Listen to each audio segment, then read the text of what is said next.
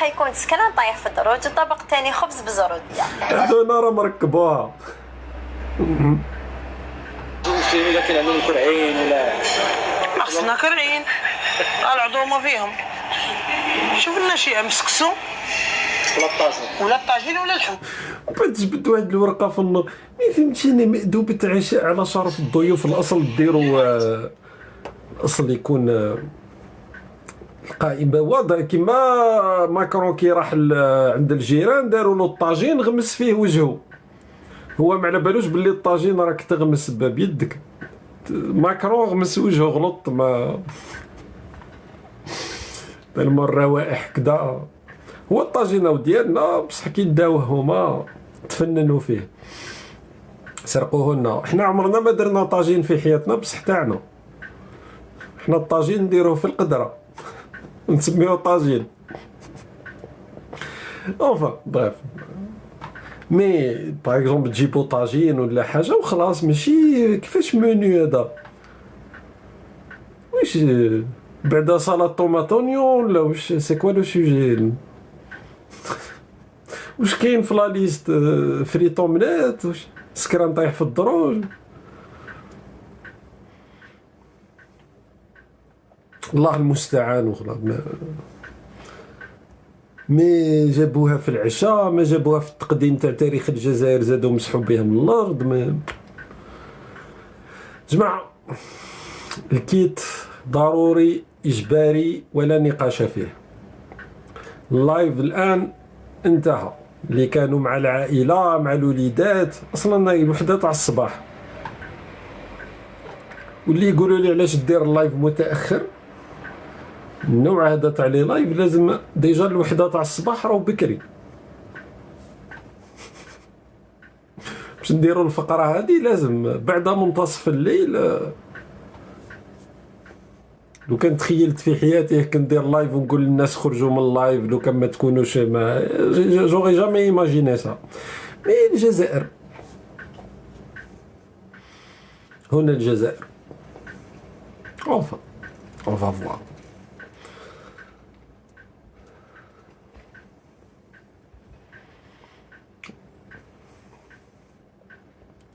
نبداوها بعد بالسيف القاطع. نتوسم خيرا في السيف القاطع ان شاء الله، مع الصورة تاع اليمين زروال. جماعة ديروا الكيت كيت. شكرا ميرسي. مرة أخرى مع الأول راهو هكا أمور تبدا بإشكاليات، نزيدو نطلعو واحد آخر ومن بعد نديرو الزمن أو قصر.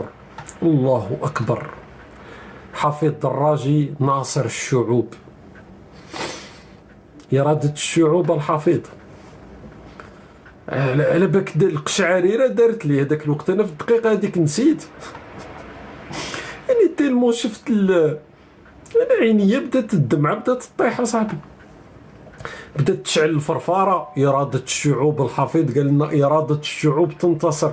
أنت تقول هذا الحفيظ من 2011 وهو ضد نظام بشار الأسد، حياته ضيعها حال الحفيظ، وهو الشباب ضاع في معارضة نظام بشار الأسد. والسيخونة كان كالكلب المسعور يهاجم في المعارضة السورية ويدعم في نظام بشار الأسد. ما يستحي. وشوف النظام الجزائري لما نقول لكم أنا وأزلامه، باسكو هذا واحد من أكبر أزلام النظام الجزائري، ذرة تاع شرف، ذرة تاع شرف، ذرة. راني قلت لكم راه كاين أنظمة قادرة. كي نقول أنا هذيك خطرة كاين الناس اللي صدموا لما قلت إسرائيل ماهيش أكثر قدارة من النظام الجزائري، وأكدوا إسرائيل عمرها ما قتلت شعبها.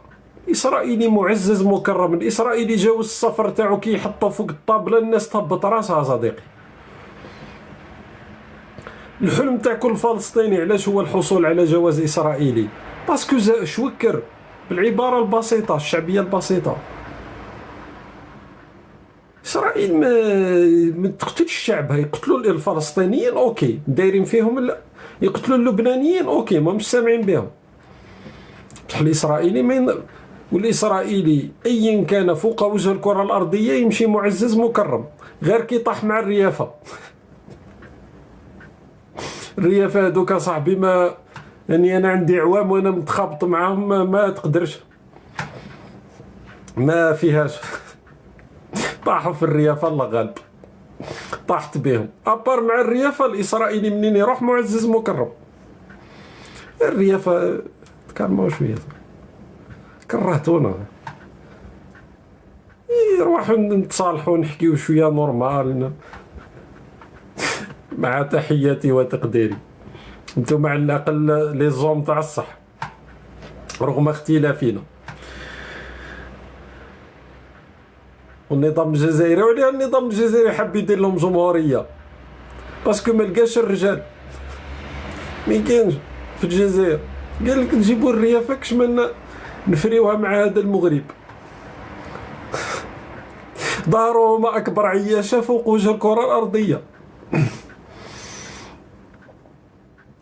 ما كانش الرجال هذوك البوليساريو 50 سنة وحنا معاهم، أبار القياطن ودفن الفضلات في الرمال ما ربحنا منهم والو.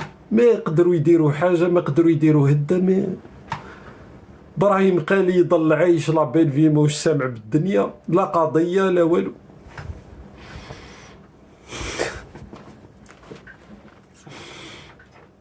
دونك الحفيظ يحكي على إرادة الشعوب واللي والله صراحة دي توجع شوية. دركا يخي في المنصة هذيك تاع اكس يديروا هذوك الكوميونيتي نوتس، راهو في 2.5 ملايين الحفيظ راهو في العالمية. قال لك البارحة ولسنوات طويلة كان يدعم بشراسة بشار الأسد ونظامه الإجرامي، واليوم يتغنى بإرادة الشعوب. هذه تقول هذاك عميل المخزن شوقي بن زهرة اللي كتبها. والله يا اخي دركا هما في اكس يديروا هذوك الكوميونيتي نوتس، دونك راهو مفضوح بارتو. دونك اي واحد يدخل التغريده تاعو يشوف علاش ما غلقتش فمك؟ تعرفش تقفل فمك؟ قفل فمك يا صاحبي. درتها كبيره تخبانه. والله كنت ناسي عليه. ما نسيت الحكايه تاع ميسون بريقدار درناها تحريشه وقت خلاص. يعني كنت ناسي عليها القضيه. خرج لك اني قلت لك شوف بشار قاعد يلم في الامتعه تاعو، والحفيظ قال لك اراده الشعوب لابد ان تنتصر. انت تقول لك شغل بشار الاسد كان متشبث بالكرسي راح يدير مجزره. اسمع الحفيظ قال لك اراده الشعوب لابد ان تنتصر. استمع بشار الأسد النداء الحفيظ الستار. المشكل فاشل في كلش. حب يدير في كيليان مول، حب يسطرها يدخلها الإسلام ما صلحتش. الناس كامل فاقت باللي فوتوشوب. حشموا شوية صاحبي، حشموا شوية على رواحكم. راه وصل الرائحة تاع القذارة تاعكم راهي وصلت للعالمية صاحبي. لا حشمة لا حيا. ومن بعد ينشر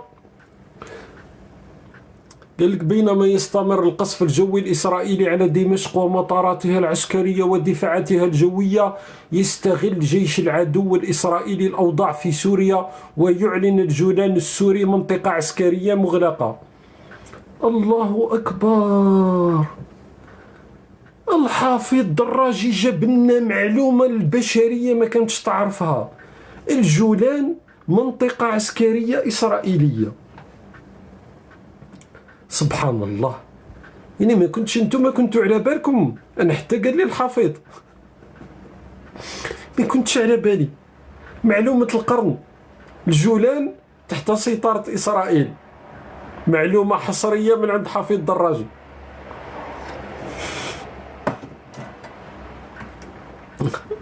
الحافظ اخويا راهو انا مازال ما زدتش الجولان عند اسرائيل. وش بيك صديقي؟ وراح يبقى الى يوم الدين اسرائيلي. وش راك تخرط؟ وش بيك؟ زعما حبك شغل اللي يدخلها هذيك ومن بعد دار لهم على الاخر وكيفما شاء في سبيل تحقيق مشروع اسرائيل الكبرى. كي تغلق عليهم يبداو يستحمروا بالعاطفه تاع القضيه الفلسطينيه اللي راهي منتهيه كليا. قال له قضيه فلسطينيه.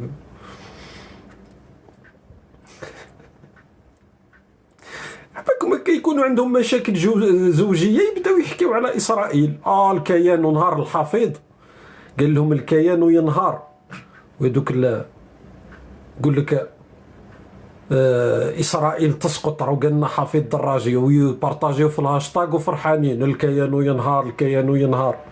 ومن بعد حبس جيش الكيبورد، من بعد دي 5 ثواني روح سب هذاك عامل الصهاينه شوقي بن زهره اللي قاعد يقول لك باللي اسرائيل باقيه وتتمدد. ومن بعد الكيان ينهار الكيان ينهار.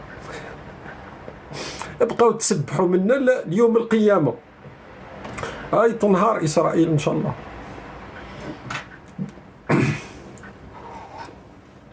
ضربوا مليح على الكيبورد، شوف اخبطوا الكيبورد عطيوه للاخر تنهار ان شاء الله. انا راني معاكم يو في الاحلام وما تنهارش. يو احنا المنهارين واكبر منهارين هم النظام الجزائري هذا، وهم البلاد هذه اللي عمرها ما قدمت ولا شيء للبشريه. الكيان ينهار. والمشكل هذه الناس اليوم خارجين قال لك كما الحفيظ على كل حال، ولو انه الحفيظ كارثه اكبر باسكو هو من قبل كان يسب في الشعب السوري. قال لك الشعب السوري ينتصر. اني والله واش من شعب؟ وين الشعب السوري جزء من المعادله اصلا؟ اللي حاب يفرح حاب يشكر، اللي ما يحبش يكون نكار الخير يغلق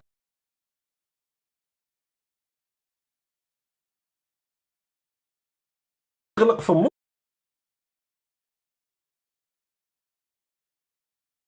كنت تحبسوا ولازمك تهبط، لازمك تفيق، لازمك تكون عندك عقل تو سامبلومون. واش من شعوب قاعد نشوف في الجمال في الاخر واحد فرحانين الشعب السوري الثوره السوريه تنتشر. واش من ثوره سوريه؟ اسرائيل حكمت حزب الله وايران مسحت بهم الارض ذهبا وايابا، حزب الله مسحت لهم جد باباهم من الفوق وهبط. اكبر داعمين تاع نظام بشار الاسد قضات عليهم اسرائيل. اليوم ايران راهي تطلب في الوساطات وراي في التقرب وراي حابه حتى ترد العلاقات مع يعني كنهضروا على المنطقه مع المغرب، وهي راهي عندها سنوات وتدعم في ميليشيات البوليساريو. واش من شعوب تنتصر؟ واش ما فهمتش انا. كاين فيكم واحد هنايا يصدق الروايات هذه؟ العاطفه في البلدان تاعنا هذه غير الجهل غير العاطفه غير ما كاينش واحد يخدم عقله. مع احتراماتي للناس اللي عندهم شويه المقاربه هكا بواضحه، الشعوب تنتصر. الشعب السوري، اسرائيل قضت على القدرات تاع يعني الجزء الاكبر من القدرات تاع حزب الله. ايران تلقات ضربات خلاتها راكعه. اصلا النظام الايراني عنده عتاب كبير على النظام تاع بشار الاسد لانه اعتبروه باللي خانهم. تعرفوا باللي النظام تاع بشار الاسد في الاشهر الاخيره توقف كليا على اي استفزازات باتجاه اسرائيل. قال لك احنا خاطينا خوفا من ضربات اسرائيليه. تركيا عندها الاكراد، حبت نتكلم عن الاكراد تاع سوريا اللي يطرحوا لها اشكال بحكم ارتباطهم مع اكراد تركيا. قالت لك نغلق عليهم بكل الطرق، فدعمت المعارضه، دعمت هيئه تحرير الشام. لهذا هيئه تحرير الشام راهم تقريبا دوله وراهم تقريبا جيش نظامي. درون، تكوين عسكري تاع العناصر تاعو، قنوات دبلوماسيه مفتوحه، راهم يتصرفوا كدوله. لهذا لما كانوا يدخلوا المدن تقريبا كانت لا تطلق رصاصه واحده. معناتها قبل ما يدخلوا المدينه يكون اتفاق يعني من قبل كاين قنوات دبلوماسية حركت من أجل أن السيطرة هذه تمر في ظروف جيدة. هادو الناس هيئة تحرير الشام راهم كانوا تابعين للقاعدة، راهم مش بقدرة قادر هكا يتحولوا يوليو عندهم رؤية. راكم شفتوا كيفاش دخلوا لدمشق، تعاملوا حتى مع الأنصار تاع بشار الأسد اللي موجودين في دمشق بشكل قانوني. إلى حد الآن ما تجاوزوش معاهم، ما كانش حتى تجاوزات. قال لهم الشعوب وتنتصر. انت حاب تشكر روح شكر إسرائيل، إذا في الشكر هي لا شكر لا أي شيء. الحاجة اللي يتوسم فيها الأمر خير الإنسان هي أنه الناس هادو ربما راهم بداو يبتعدوا شوية على التطرف الديني، ما همش راح يستهدفوا الأقليات لأنه موجودة أقليات في سوريا. هذا ما نتمناه للشعب السوري كشعب سوري. لكن باش تقول لي الشعب السوري وانتصار والترهات هذه غير خطيكم من القضية هذه. وأي واحد يبدا يحكي لك على انتصار الشعب السوري راهو دراري، راهو طفل صغير. وهذا هو الحالة تاعنا حنا. كم تعرفوا الشعوب تاعنا متخلفة، غير العاطفة، غير الروايات الفارغة. قال له الشعب السوري، قال له الشعب السوري مع احتراماتنا للشعب السوري، ماشي تقليل من شأنهم ولا، لكن القوى الكبرى إسرائيل تركيا بس. الباقي روسيا راهو قلتها، دونالد ترامب نفسه تكلم على الموضوع، قال لك بأنه صارت ما عندهاش القدرة انها يعني تتحرك بحكم ما يحدث في اوكرانيا. صارت ليس له القدرة لإنقاذ النظام تاع بشار الأسد. إيران نفس الشيء، أصلا إيران لم ترد أنه تتحرك. هذه هي إيران. يعني درك منذ على الأقل في القضية هذه تاع ما يحدث في غزة منذ 7 أكتوبر اللي ماضي. قل لكم إيران تلعب بيك. ما كان جندي ما كان جندي، عطوني اسم تاع جندي إيراني مات في غزة، جندي إيراني مات في لبنان، جندي إيراني مات الآن في سوريا دفاعا على نظام بشار الأسد. صفر، نيت، ولو. إيران تلعب بيك، تعفن الوضع وترميك للجحيم. شفتوا مع من يتحالف النظام الجزائري، مع من يدير اتفاقية استراتيجية مع القذارة هادو. وبالحديث على النظام الجزائري، اليوم النظام الجزائري عطانا درس في الاستشراف، درس في النظرة الثاقبة، ماشي العين الحمراء اللي عطاها تبو لإسبانيا ومن بعد رجعنا راكعين.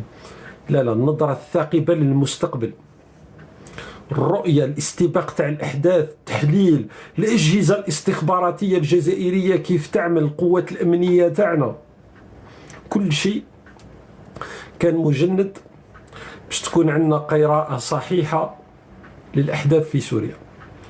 النظام الجزائري في القضية هذه صراحة نشوفوا النظرة الاستباقية للنظام الجزائري. أكدت الجزائر موقفها الثابت وتضامنها المطلق مع سوريا في مواجهة التهديدات الإرهابية التي تتربص بسيادتها ووحدتها وحرمة أراضيها وكذا أمنها واستقرارها. جاء ذلك خلال سامحونا يا جماعة، غلط. راني كنت نحكي على الدولة اللي هاك كوم عميل تاعهم تخلطوا لي الخيوط، هما اللي كلمة ما قالوها. لا احنا شوية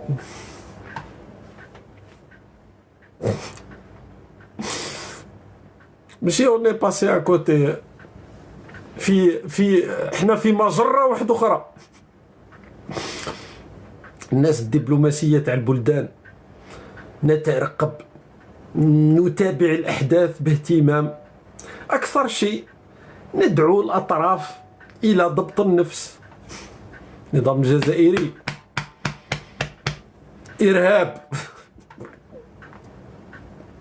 هيئة تحرير الشام إرهاب، شكون الآخرين؟ الأكراد إرهاب، المعارضة السورية العلمانية إرهاب، غير بشار الأسد.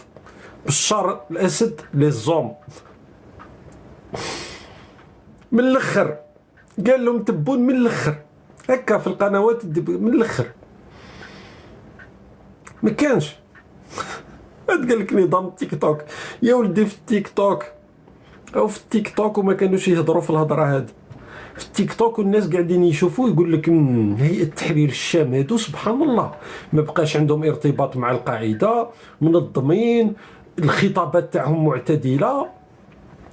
كاينه شي حاجه قاعده تصرى. النظام الجزائري قال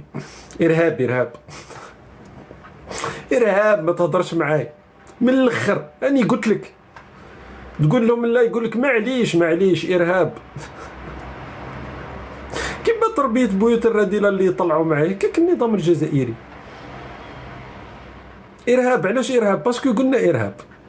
معليش من الاخر حنا شوكر دولة يا جدك، دولة.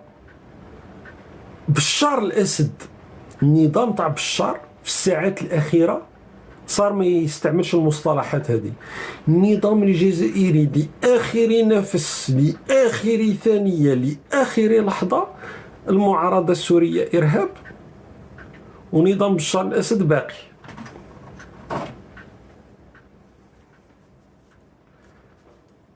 هادو ناس كي نقول لكم باللي اسكتوا علينا دركش ما بقاو راكم فضحتونا. هادو على رأس دولة. عندنا برك البعض يقولوا لها الولاية، يبان لي راهم ماهمش، راه نوليو نقولوا ماهمش غالطين.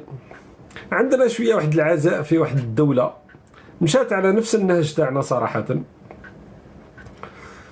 وساندتنا واستعملت نفس المصطلحات اللي استعملناها. معناتها ماناش غير حنايا، راهي كاين دولة واحدة أخرى استعملت نفس المصطلحات.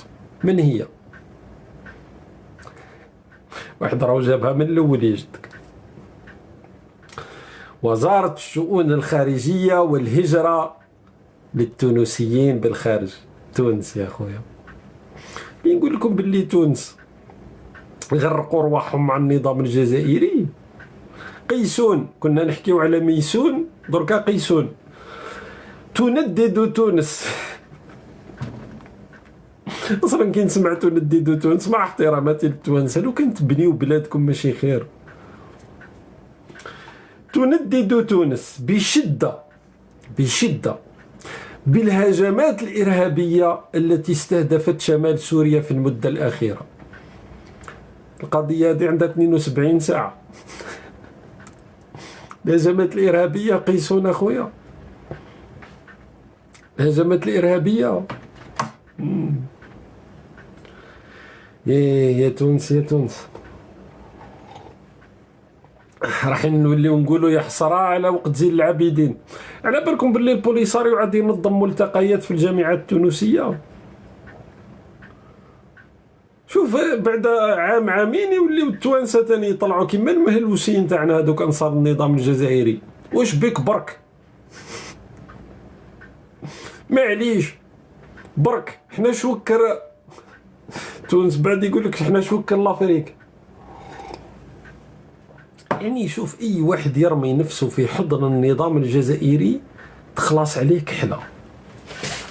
ما كانش امكانيه. ودي انا دائما نقولها تونس اخي، دائما نقول لكم النظام الوحيد اللي ارتمى في حضن النظام الجزائري هو النظام التونسي. هاي النتيجه. بلدين يعني كانت عندهم، وكي يكون واحد صراحه كان نديروا مقارنه، كاين ناس اللي ساكتين ويتابعوا في الاحداث.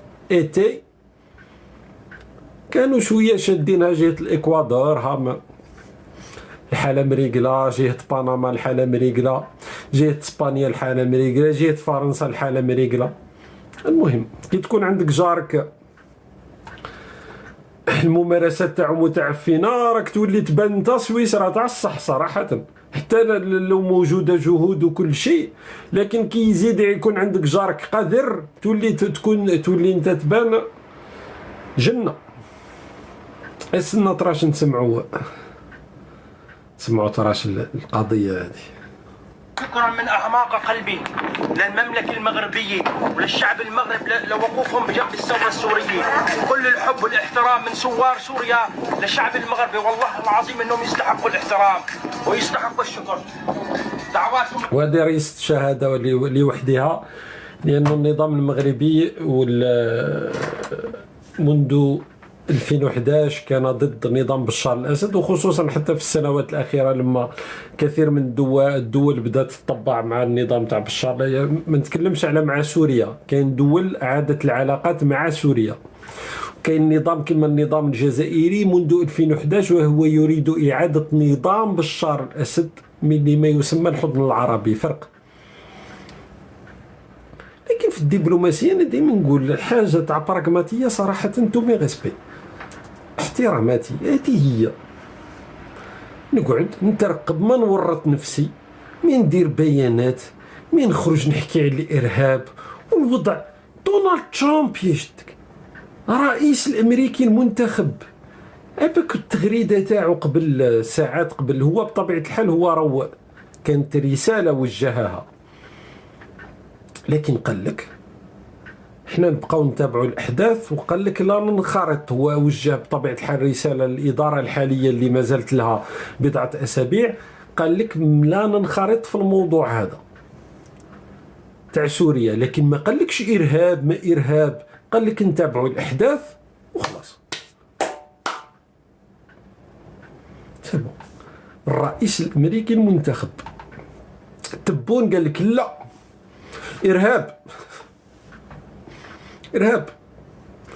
إرهاب وحنا رانا مع نظام بشار الأسد وأحمد عطاف يتواصل، ومنذ أيام بشار الأسد هنأ تبون وداروا قصة أنصار النظام. قال لك تهنئة من الزعيم الدكتور كما يقولوا الحفيظ، الزعيم الدكتور بشار الأسد هنأ. هذاك راح لي اسمه اللي قال لهم حلمي انه اسرائيل تبعتني للجنه واسرائيل حقت له الحلم تاعو، كيفاش اسمه؟ راح لي الاسم تاعو انا، هادو تاع الاخوان المسلمين هادو. انا راني مع تبون شنقريحه، انا القضيه تاع الشرق الاوسط. كيفاش اسمه اللي بعثتو اسرائيل للجنه؟ السنوار. قال لك راهو الزعيم الوحيد اللي هنأه السنوار هو تبون. قال لك إنجاز. أيام من بعد السنوار كان هنا وراح. وشكرا لإسرائيل على أنكم حققتوا له الحلم تاعو. أنا يعجبوني هادو اللي يلعبوها تشوكير بالعبارة الجزائية.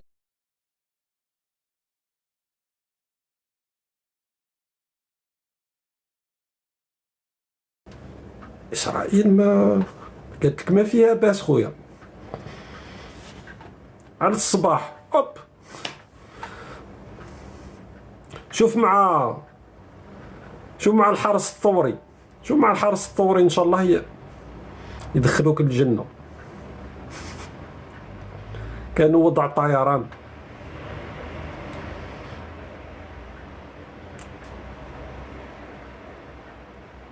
تهنئة تاع بشار الأسد منذ أيام، وزاد هادو هما اللي يهنئوا تبوا ننحير في أنصار النظام، يبقاو يفتخروا بالموضوع.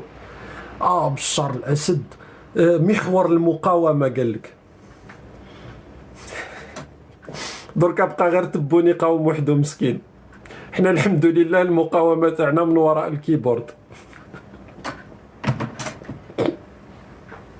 حنا خاطينا المشاكل. سوريا راهم كانوا ساعة يديروا فيها القطاط. حنا خويا برك بالايموجي تاع غضباني هذاك عزيز علينا، نضلوا طف.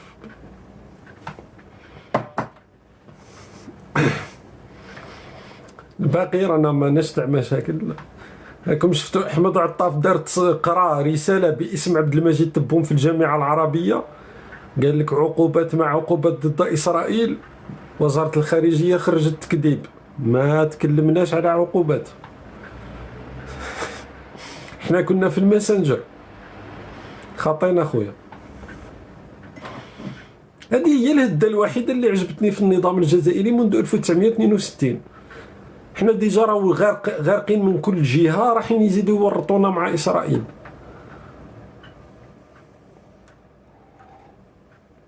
النظام الجزائري مليح غير كي يتراجع، باسكو هذيك هي بلاصتهم، الانبطاح والخضوع والركوع، هذه هي بلاصه النظام الجزائري.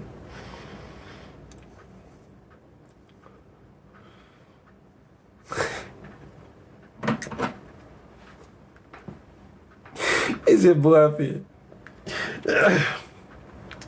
اصبروا نروحوا، احنا كان عندنا شويه امل في الزياره قبل هذه برك.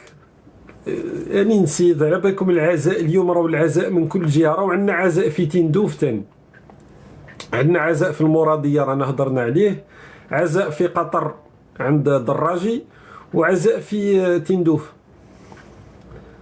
باسكو البطوش بن بطوش ابراهيم قالي رئيس الجمهوريه العربيه الصحراويه الموجوده في تندوف وعاصمتها مخيم الرابوني فقد تمثيليه جديده.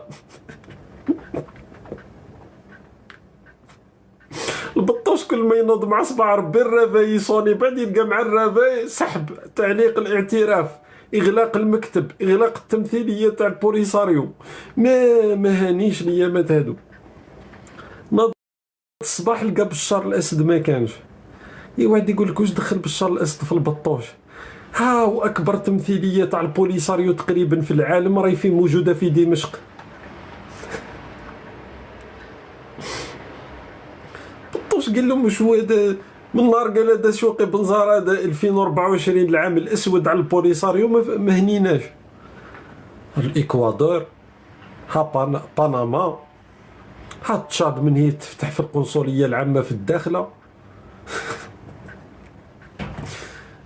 ايش هذا السنغال تجدد في التاكيد تاعها على الدعم تاع المغربيه تاع الصحراء. خليو بطوش صاحبي يرقد ليله مرتاح. في عباك 2024 تقارير تاع المكاتب، تروح اليوتيوب راك تلقى كلشي، تقريبا كل اسبوع.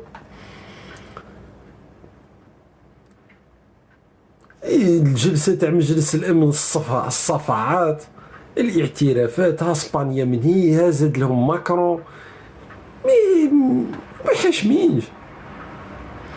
زاد درك اخر تمثيليه، لانه البوليساريو على بالك اصلا على بالكم باللي النظام الجزائري ما يخليوش يتكلم على الموضوع تاع الصحراء في الجامعه العربيه. يا ولدي انت زدت فكرتنا في القضيه تاع دونالد ترامب، خلي برك.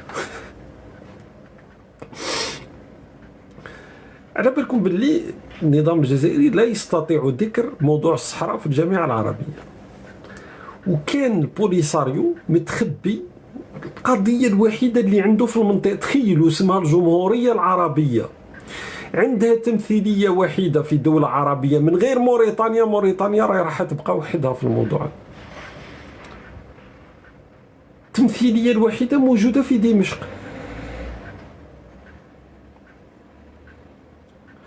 درك مع سقوط نظام بشار الاسد، على بالكم العناصر تاع البوليساريو كاين اللي تكونوا في الاكاديميات العسكريه السوريه، ضباط تاع تكوين سوريين كانوا يجيو لتندوف يكونوا العناصر تاع البوليساريو. معناتها راهم خسروا، يعني راهي الضربه قاصمه. هما اصلا راهم يضلوا يديروا في الصفعات الضربات في كل مكان، في اليابان، في اندونيسيا، وين تروح. فهمتينا نظام تاع عرايه مع ميليشيات تاع عرايه، سرطان شمال افريقيا. والقادم هو واضح، اخر نظام شبيه لنظام بشار الاسد في المنطقه العربيه هو النظام الجزائري. معناتها المرحله القادمه اسرائيل تكمل مع الاوضاع في لبنان بدات تتجه نحو، ربما الامور تروح شويه نحو تهدئه. مع ايران راهي انبطحت تقريبا كليا. سوريا الموضوع ان شاء الله يروح للطريق السليم، وهو كل ما نتمناه للشعب السوري والناس يرجعوا لبلدهم. هذاك الوقت يبقاو غير يشوفوا من نهار يصرى الاحتكاك تاع الصحة ولا إسرائيل تحط نصب عيونها الجزائر، هذاك الوقت تفيقوا هذيك تاع مستهدفة، ها الصهاينة، ها إسرائيل، ها محور الممانعة، دوك تشوفوا المقاومة من وراء الكيبورد. دخلونا في حيط، نحن في غنى. احنا واش عندنا مع القضايا هذه؟ إيران هي اللي مشات كلش. 7 أكتوبر مشاتو إيران، راك تشوف النتيجة. حماس الإخوانية هاك تشوف وين وصلوا غزة. حزب الله في لبنان هاك تشوف. إيران نفسها راك تشوف. وش ربحنا؟ نضلوا نحاجيو في قضايا كبيرة علينا، نضلوا الصهاينة، نهار يتفرغوا لك الصهاينة هذاك الوقت روح انت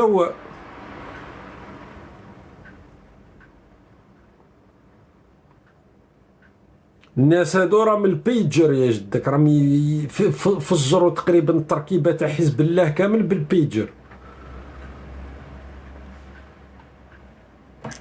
والكلام هذا انا نتكلموه اليوم 7 أكتوبر، انا تكلمت معاكم انا بعيدا عن العاطفة، وراكم تشوفوا في النتيجة.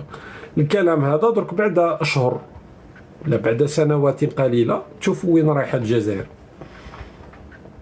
راك تشوف ديجا مع دونالد ترامب القدوم تاعو، القضية راهي بدات تتحول قبل ما يوصل. راهو جاي كاتب دولة أول مرة في تاريخ الولايات المتحدة الأمريكية، كاتب الدولة الأمريكية يعرف الجزائر من قبل ما يوصل للمنصب تاعو، ويعرفها في أنه طالب عدة مرات بفرض عقوبات على الجزائر. علاش؟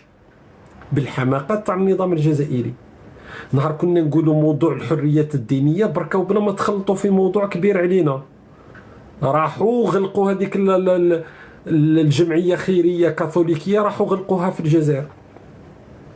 ماركو روبيو بنفسه تكلم عن الموضوع، موضوع التسليح الحصري من روسيا، موضوع العلاقات مع إيران، موضوع الميليشيات تاع البوليساريو و هذه كاملة. وماركو روبيو مازال ما وصلش العلاقات درك بين الولايات المتحدة الأمريكية وإسرائيل، العلاقات درك بين المغرب ولا المغرب باش نتفاهموا. المغرب وماشي ملائكة، وماشي بخطابات اوكي بالك في لسنوات ودعمونا وقت الثورة التحريرية وقفوا معانا، بصح يجي وقت خصوصا مع واش صرا في السنوات هذه، حتى لما تاخذ العرش في المغرب راهم بشر، الملك راهو بشر، هو تاني راهو يشوف في التلفزيون العمومي يهاجم في العرض تاع النساء المغربيات، هو تاني راهو يشوف في الامور هذه كامل اللي راهو تصرى. بلا ما نحكيو على المحاولات تاع التقسيم اللي 50 سنه، لما المغرب يلقى نفسه في نقطه تاع قوه بحكم وجود علاقات مع الاداره الامريكيه الجديده، بحكم العلاقات مع اسرائيل،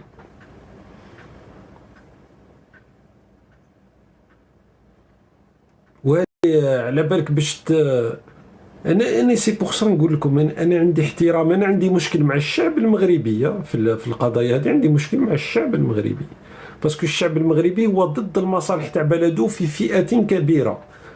كاين حتى طابور خامس بلا ما على بالهم اصلا باللي راهم طابور خامس. لو كان لم يتم المحافظه على القضيه العلاقات هذه مع اسرائيل رغم ما حدث في غزه، ودرك الوقت راهو يعطي الحق للناس اللي خلات علاقات مع إسرائيل، سواء لصالح الغزاويين لأنه بقات قنوات دبلوماسية، وسواء المغرب البلد الوحيد اللي تسلح من إسرائيل في المنطقة العربية، لأنه عنده جارو واش قاعد يدير؟ إيران، الميليشيات، النظام السوري تاع بشار الأسد اللي يدعم البوليساريو. حتى لما يكونوا معك الناس هادو كيفاش راح تتعامل؟ والنظام الجزائري الجهة الوحيدة التي يخشاها هي إسرائيل. لكن هادو كامل درك بعيدا على رأي كل واحد، ما إسرائيل ما فلسطين ما إيران ما كدا. غدا عندك جارك عنده تقدم كبير، عنده المناورات تاع الأسد الإفريقي فوق الأراضي تاعو، عنده حلف الناتو في الصف تاعو باسكو حنا لسنوات عمرنا ما فكرنا، قلنا احنا واش حلف الناطو واش المشكل تكون حليف استراتيجي تاع حلف الناطو وتتقي شر الناس هادو. احنا ماناش نقولوا باللي ملائكه، معادي عدة دول في حلف الناطو، معادي الإدارة الأمريكية الجديدة، معادي إسرائيل بخطابات فارغة، ولو أنه ما كانش معاداة حقيقية لكن بالخطابات، ها الصهيونية ها الصهاينة ها الآخر. شكون بقى حليف تاع الجزائر؟ جنوب إفريقيا. جنوب إفريقيا في قضية الصحراء غير الخطابات. جنوب إفريقيا مستحيل تورط نفسها في أكثر من ذلك. ودرك الامور رانا شفنا جنوب افريقيا كيف راهي تتراجع. ايران راهي رايحه للانغلاق، راهي راح تطبق بالك سياسه، راهي ربما تصل فتره تطبق السياسه اللي طبقتها اليابان في فتره ما. واش تبقى تونس راهي حليف استراتيجي تاع حلف الناطو. تونس كي توصل للامور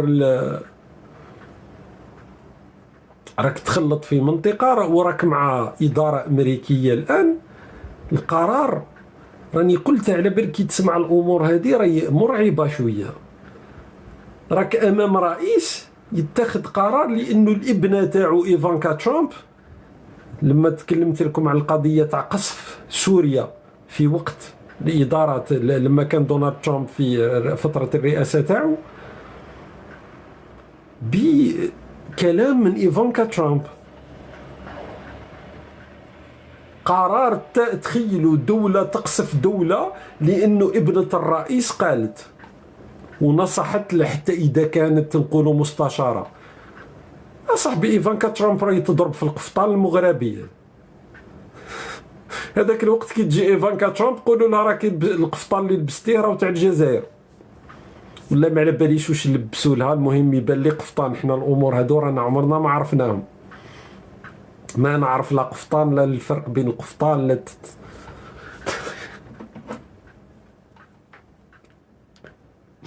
قفطان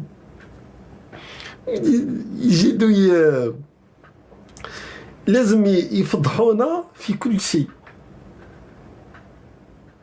الافتتاحية هذيك، إعادة الافتتاح تاع الكاتدرائية هذيك جات قبيل، ما باليش نشوف أنا في الإسبانيولي، لكن أظن أنه الابنة تاع جو بايدن لما يكون مخطئ. المهم ما يهمش شكون لبسها. القنوات تاعهم راكم تشوفوا في اللبسة هذه، اللبسة هذه لباس إسباني. قال لك تختار القفطان الجزائري للمشاركة به في مراسم إعادة افتتاحية كاتدرائية نوتردام، وكاتبين أصلا الملكة ليتيسيا. نشوف باسكو لا فوتو إني با كلاغ. المهم اللباس راهو هذا هو، يسوى 2000 يورو. قال لك قفطان جزائري. اليونسكو على بالهم باللي القفطان جزائري، لا اليونسكو قالوا لك عندكم القندوره هذيك تاع قسنطينه هذاك مكان. فهمتيني وين عايشين هادو الناس؟ نورمال، واعلاميين وقنوات تاعهم ويتناقلوا في وقال لك حدث عاجل والقفطان الجزائري في اعاده افتتاحيه كاتدرائيه. دوك يروحوا يهزموا الماركه هذه، يقول لك راهم سرقوا لنا القفطان تاعنا.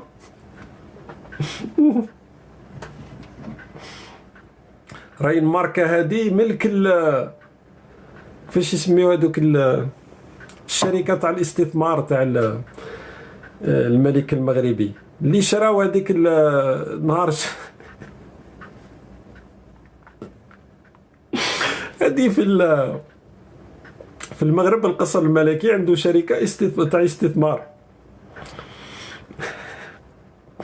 شراو هذوك باطا تارتيني ايطاليان. قال لك راهو الملك محمد السادس حب ينافس المرجان.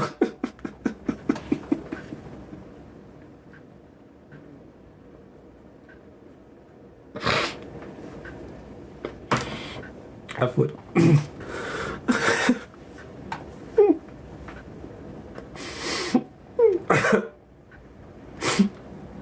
ما عطي محمد كان يشوف التيك توك، لقاهم المرجان قال لك قال لك فورا روحوا شريو لنا نوتكاو هذيك كلها باش ننافسوا.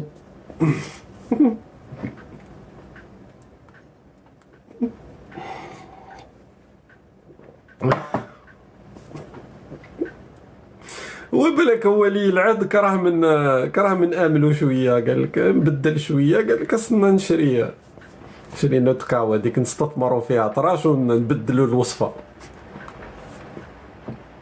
قال لك راه محمد السادس غير من المرجان. وهذو الايامات الوضع تروح تشوف واش كاين. نسمع الجزائر منتج جزائري اكتشاف جزائري. واش كاين؟ اكتشفنا الشوكولاته. شوكولا خدموا شوكولا سكر في سكر، من با قال انا قلت بالك ما على باليش شوكولا سكر. حنا تنمو المواد تاعنا فيها نسبه من السكر ماشي مبالغ فيها بشكل رهيب، لانه السكر مدعم. والسكر راكم تعرفوا باش تجيك لانه الماده الاوليه مثلا في الشوكولا الكاكاو غالي، يديروا هذا الفيجيكا ويزيدوا السكر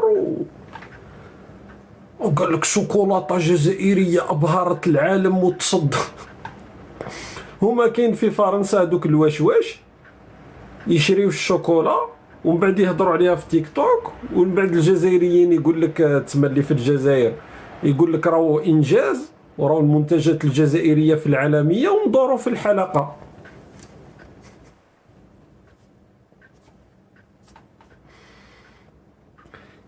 اثنين وستين سنه استقلال، هذا ما عندنا. عندك تبون من هيه العبارات القذرة، الخرطي، مستوى المنحط، البلاد راهي داخله في حيط، الناس كراها حياتها، الناس هربا في بوطي. واش كش من انجاز في الجزائر؟ او اخترعنا الشوكولا، اكتشفنا الشوكولا. العالم ما كانش يعرف الشوكولا.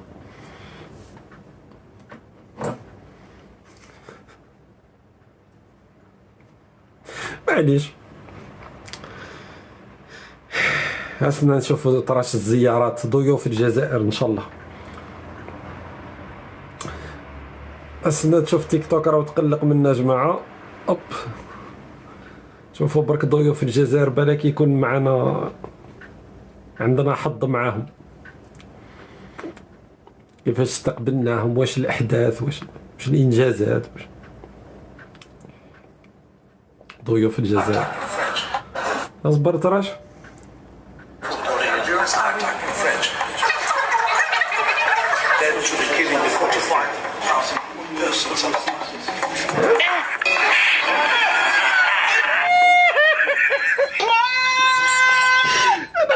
في اللقطة هذه ما حيرتنيش برك السيدة الكريمة. استنى جماعة الباتري راه يخلص لنا. انا حيرني الكارد دو كور هذا البادي جارد. شوف الحارس الشخصي تاع الرئيس. انا اول مرة نشوف حارس شخصي عنده ردة فعل. شو راه كيخرط السيدة الكريمة راهي في الوفد الرسمي تاع رئيس جنوب افريقيا، ولات كيما هذوك الحاجات تاعنا حنا تاع بكري. قلت لك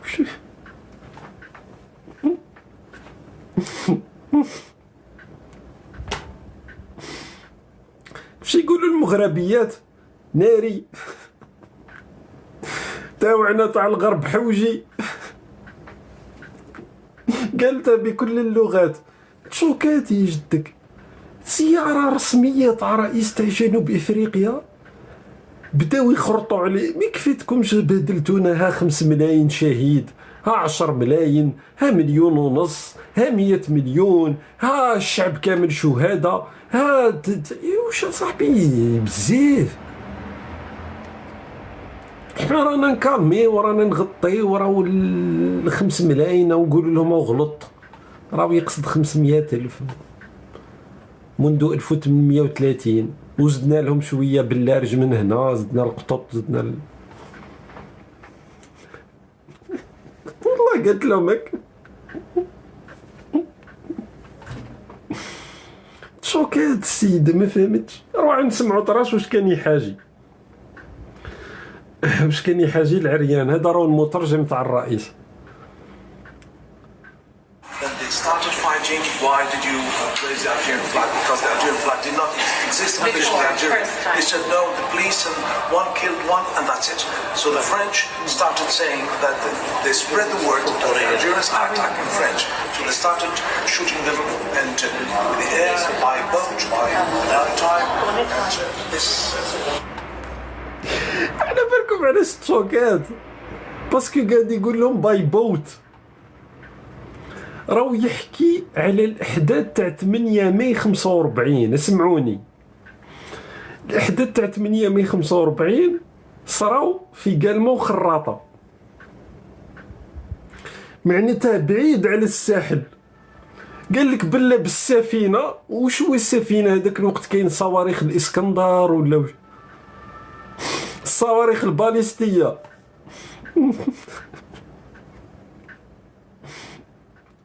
كيفاش باي بوت؟ كيفاش فرنسا قصفت باي بوت في احداث 8 ماي 45؟ منين؟ وش من ميناء؟ وش من سفينه؟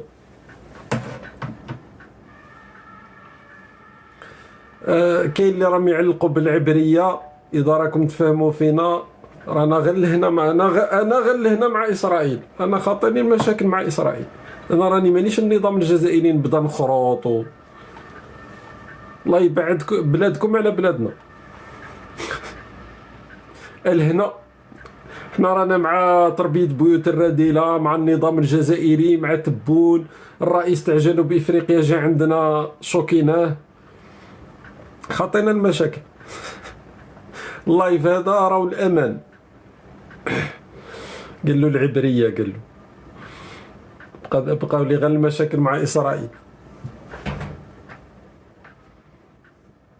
كيفاش انت ما كاينش مناسبه ما ديروش فيها فضيحه؟ باي بوت. كيفاش من السفينه فرنسا قصفت خراطه وقلمه؟ باي اير بس مي كان انزال جوي، ما كانش قصف. مي نقولوا نفوتوها ندورو جهه واحده اخرى. لي تيغايور سينيغالي هذوك الرومات السنغاليين اللي كانوا جابوهم في القضيه تاع 8 ماي 45 كانوا في القطار. صارت قضيه كانوا في القطار وكانوا يرميوا في الرصاص ضد الاهالي. منين جبتوها باي بوت؟ ما جبتوها تاريخ، ما جبتوها جغرافيا، ما جبتوها اخلاق، ما جبتوها وزن، ما جبتوها هيبه، ما جبتوها مواقف. باي بوت يا جد. وهكا راني قلت لهم قبيل كي هضرت على الموضوع، اقسم بالله غير يحكي كيما هذوك الشيوخ احنا اللي يقولوا لهم مجاهدين. حنا في الجزائر حنا وكامل على بالنا. انت على بالك باللي اللي عندهم بطاقة مجاهد أغلبيتهم حركة، أغلبيتهم الساحقة. حنا عندنا ميزانية تاع وزارة المجاهدين تطلع كل سنة، تزيد ترتفع، يزيدوا يولدوا. حنا كل سنة يخرجوا مجاهدين جدد. عندهم الامتيازات، عندهم المنحة، عندهم يستوردوا السيارات بلا ما يدفعوا الضرائب، عندهم باش يديروا المقاهي، باش يديروا الحانات. باش دير حانة في الجزائر باغ تبيع الخمر لازمك رخصة تاع مجاهد. هكا حنا الجهاد نكافئ المجاهد ببيع الخمر، نعطيوه الاكسكلوزيفيتي حصريا. المجاهدين في الجزائر يبيعوا الخمر. انا وكل واحد يعيش حياته، تروح المسجد روح، شرب الخمر شرب، بصح ما فهمتش هادي تاع هو عنده بطاقه تاع مجاهد وهو عنده القدره الوحيد اللي عنده القدره باش يدير حانه.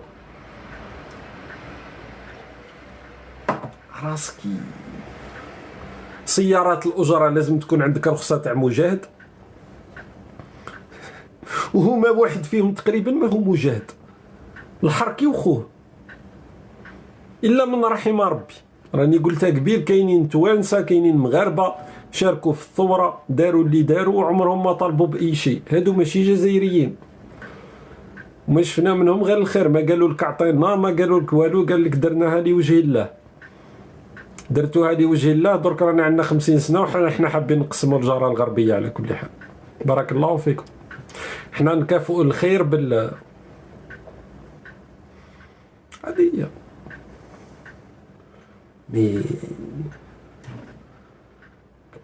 ما كان حتى منطقي. كيفاش تجيب رئيس؟ انا هذه هي اللي حيرتني. تزيدوا ويسيئون لصورة الجزائر. دوك هذيك السيدة هذيك الجنوب افريقية واللي هي دبلوماسية، درك تي الصورة باللي بلد التاريخ تاعو اكاذيب وروايات مزورة. علاش؟ ولو انه راح نقول تقريبا الحمد لله الذي نجانا واغرق فرعون. هذه دائما نقولوها. غرق فرعون والحراقه اللي راهم يغرقوا اسبوعيا في البحر الابيض المتوسط، ما لا علينا. ولكن الحمد لله ايضا انه لما جاء الرئيس تاع جنوب افريقيا، الحمد والشكر لله انه ما حكاولوش واحد الحكايه.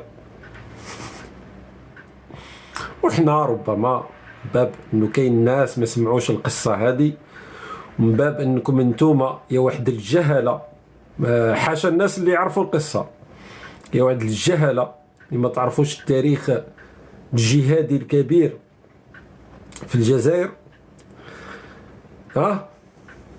ضلوا ديروا في الهاها ابطال الكيبورد هما انتوما وتبون وانصار النظام الجزائري، وانتم مثلا تعرفوش تاريخ الجزائر.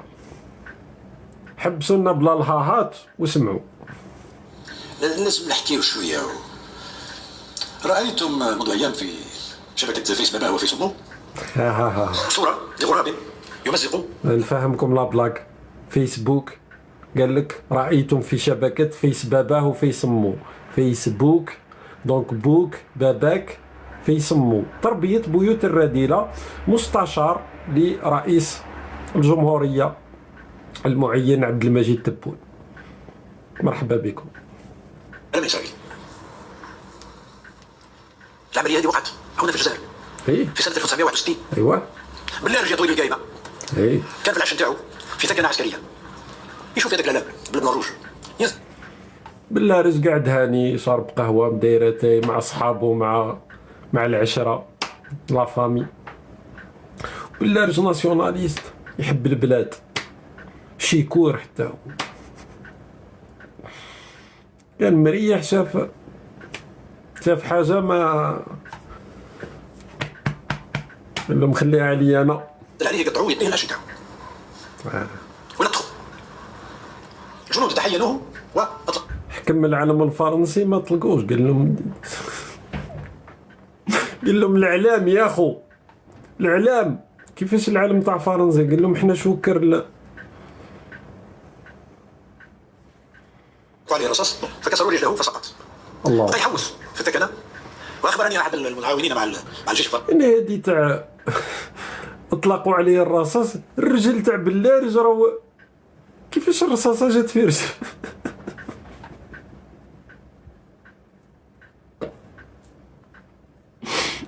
غرائب الصدف. صاحبي الرجل تاع بلارج يعني ما جاتش في عنقو، ما جات في الجسد تاعو، جات في رجلو. سبحان الله.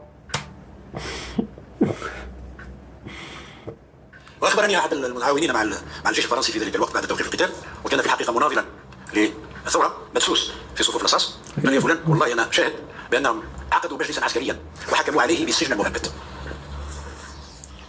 وكان للحظ انني عافاك دوك نسمعها كل مره نسمعها ونقول يعني صح. مستشار تاع الرئاسه في المجلس الشعبي الوطني، مستشار تاع عبد المجيد تبون، عينه تبون باش يكون هو في اللجنة هذيك المكلفة بمناقشة القضايا تاع الذاكرة مع بنجامين ستوغا. معناتها ماكرون يعرف شيخي هذا، بنجامين ستوغا يعرف شيخي هذا، ويتبادل معاه المراسلات.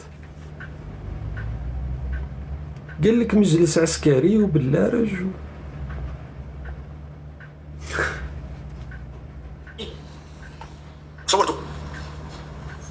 صورته هو عايب في وقته، يعني بعد مباشرة بعد توقيف القتال، وكان مسكين يمشي على رجل واحدة.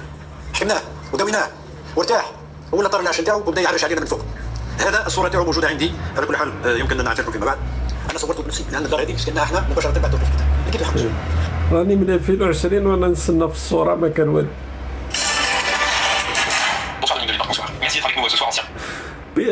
بيراطا له الايفون اللي صور به في 1958.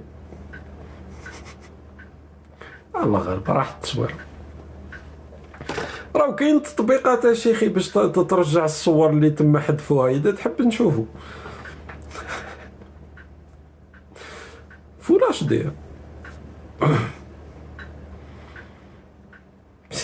سي انكرويابل. جماعة نوصلوا برك ل 550,000 اليوم، رانا طول.